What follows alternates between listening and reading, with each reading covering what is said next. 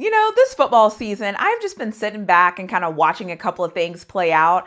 And there's a couple of things I want to comment on because I don't know if it's going to be an unpopular opinion or just something that I'm thinking about. But there's some things that I'm starting to see that I like and some things I don't like and some things I called at the beginning of the year. And I'm very curious to see how these things play out. We're still early in the season. Well, we're not early in the season. We're actually halfway through the season.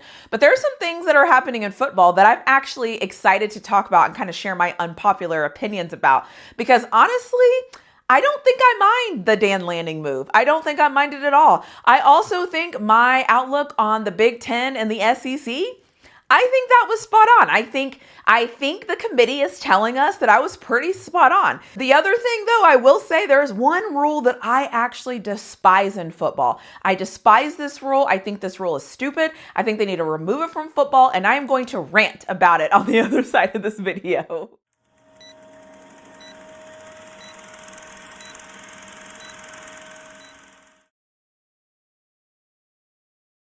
So let's talk about it.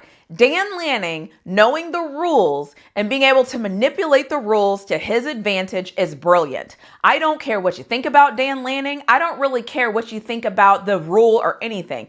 What Dan Lanning was able to do is what I talked about when the rules changed, when I was saying that you can have as many coaches as you want. Sometimes your competitive advantage is knowing the rules better than other people. Sometimes your competitive advantage is actually figuring out little ways here and there where you can find a way to get up on a team or where you can find a way to put a team in a bad position.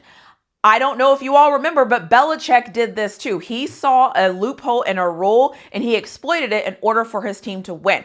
Kudos to Dan Lanning for doing the same thing. If you have no clue what I'm talking about, basically what Dan Lanning realized is if I get called for a penalty and I have 12 men on the field and the play happens and that play they get 2 yards or 5 yards or whatever, they don't get the time back on the clock. So yes, they might get the 12 men on the field penalty on my defense. I will accept that penalty from my defense because you know what? They're not going to add the time back to the clock. And I respect that. I really love when coaches are paying that much attention to the rules because it makes this so much better. And shout out to Dan Lanning for doing that. A lot of people don't like Dan Lanning for a lot of reasons. Quite frankly, I think he kind of has a punchable face and he kind of looks a little arrogant, but I don't care. That he just is who he is.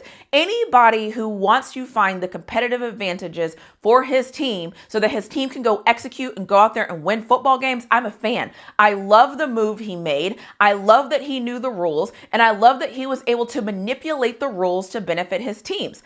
This goes back to one of those things that I always say when I'm at home watching, because I know it's easier for me to complain at home watching than it is for me actually being on the field. If you see a guy running past you, especially in college, if you see a guy running past you and you're well beyond the 15 yards, tackle him, trip him. Who cares? Get a 15-yard penalty. Do not let a man get around you and get past you and be able to just run down the field free and score a touchdown. Take the 15 yards. A 15-yard penalty is better than a 42-yard touchdown. And so I always yell, and I know this is probably very unpopular and there's so many reasons why you shouldn't do that. But if you're lined up and a guy is about to run past you and make a play, tackle him. Trip him. Do not let him make that play on you. I'm just going to throw this in here. We all watched that Colorado game. At the end of that Colorado game, if 24 would have just tripped the receiver, don't hold on to him on his back. Trip him. Tackle him.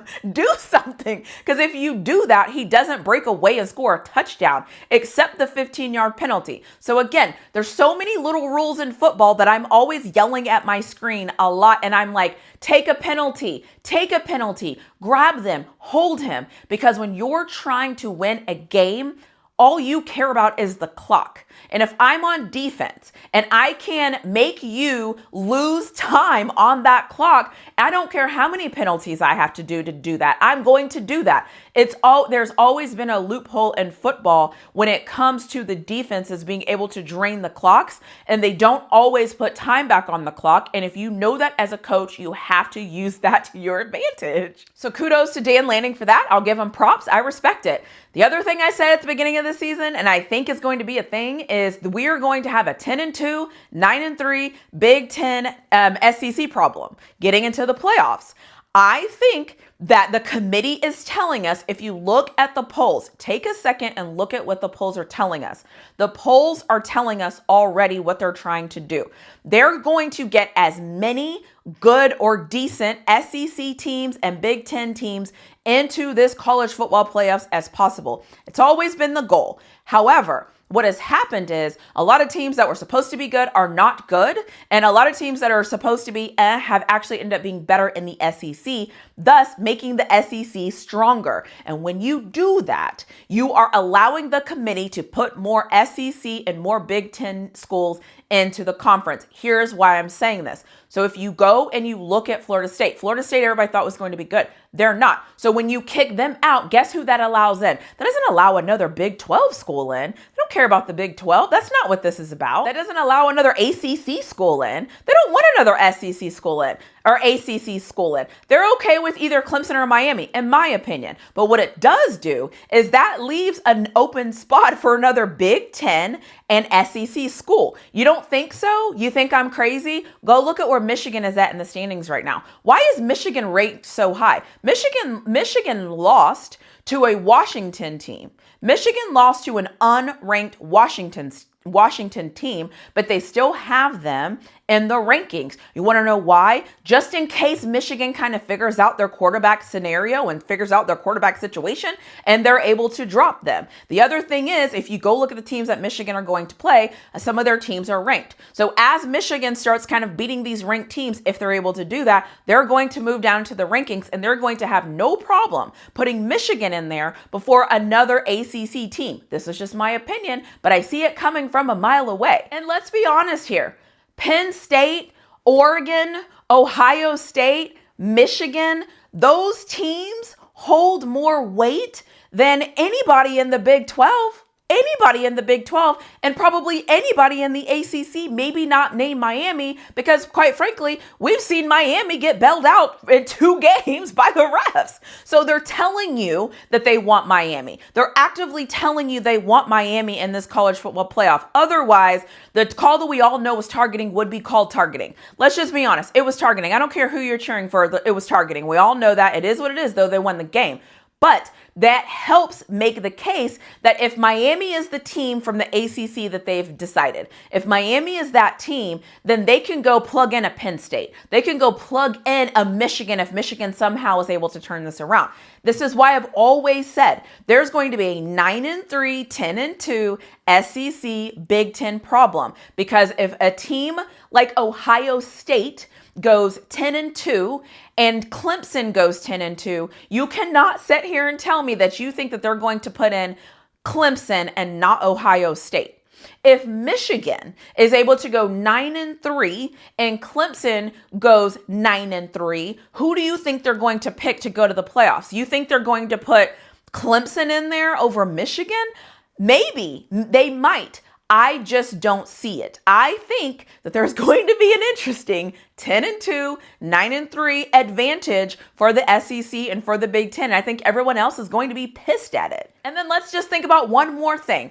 BYU makes a ton of money for college football, and BYU can be the dream story if they keep winning. BYU is going to be sexier and look better because they can bring in more money than Iowa State. So let's see if BYU or Iowa State gets in. I honestly think the Big 12 is only going to get one team. Why? Because you have some good 10-2s and some good 9-3s in the SEC that are all playing each other. And if all those ranked teams are all playing each other and losing to each other, they're telling you that those teams are still better than these outlier teams. So it's going to be very interesting to kind of see what happens. I called this from jump and everyone was like, it's not going to happen. It's not going to happen. I think it's going to happen. I think it's going to happen. It's going to be interesting to see how it happens. Last unpopular opinion I have, and honestly, I don't know if this is an unpopular opinion or I don't know if this is just a me issue and I hate the rule. I absolutely hate the touchback rule. I hate the touchback rule. So what, like if there is one rule in football, I would say we have to fix immediately. It is the touchback rule. If I have the football and I'm running into the football, running into the end zone and I lose the football on the goal line and it goes out of bounds, why does the other team get the ball? If I lose the ball out of bounds anywhere else on the field, the ball stays with me. But in the end zone, if I lose the ball, it's now a touchback. I don't understand the concept of this rule. I hate this rule. I think it is absolutely stupid that in anywhere on the field, if I lose the ball and it goes out of bounds, it's still my ball. But you're telling me because it's in the end zone, it goes to the other team? Why?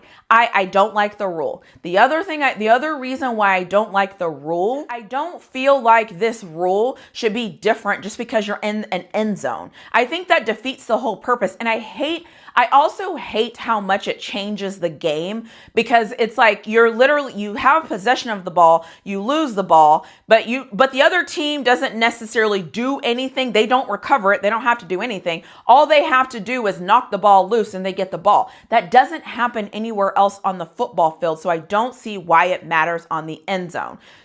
Or why it matters in the end zone. What I would love for them to do with this rule, they're not going to do it, I don't think, but what I would love to see is you get the ball where you lost the ball. So if you lost the ball on the 1/2-yard line, or if you lost the ball on the 4 and it dribbled all the way to the end zone or whatever, then you get the ball on the 4. I wish that you could get the ball where you lost the ball, because if the other team doesn't recover, why do they get the ball? Like, I don't know. I don't like that rule. I think it's absolutely stupid. And before I end this video, can I just throw in this little caveat here, because we all know by now how much I despise these refs. If you're going to review a damn call, how do you still screw up the call? How do you review a call and still screw up the call? I don't know why. I don't like it. I think it's dumb. I think the NFL and college football has an officiating problem. Your officiating sucks. You're doing a terrible job. You need to fix it. If you review a play, and you see something in the play, and you have Gene's, whatever his name is, come on the broadcast and be like, oh yeah, it's definitely a fumble. It's a fumble because this, and he goes through the rule, he reads the rule, and he's like, it's a fumble because his right foot, his left foot, his right hand, his toe, his knee, it's supposed to be an ankle and all this stuff, and it's a fumble. And then you come back and you say, it's not a fumble. What the hell is the point of having Gene? What the hell is the point? Nobody knows the rules of football anymore. And that is a problem. And I will never, ever stop complaining about this, because it's a huge problem when nobody knows the rules. Not even your officials, and not even the guy you're paying to come into a broadcast and tell us what the rules are. So I'm going to get off this soapbox, but I'm telling you right now, this officiating is terrible, and these are my unpopular football opinions as of right now, as the season stands. And the truth is, these opinions probably won't change, because I've always had these opinions. It's just coming to play and to fruition a lot this year. So I just wanted to make a video and tell you how I feel. Let me know if you have any thoughts or concerns or issues with any of the things that I mentioned, or anything in football that really grinds your gears, because clearly there are some that grind mine.